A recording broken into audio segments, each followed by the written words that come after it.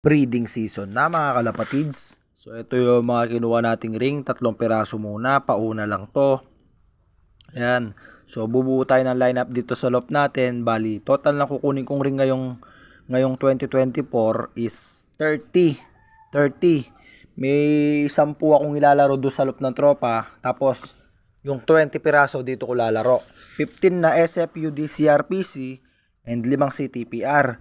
So ito yung mga CTPR mga kalapatids. Ayan, CTPR Winter Race. So pauna lang to, kulang pa to ng 2. 5 CTPR lang ang kukunin ko. Ayan o.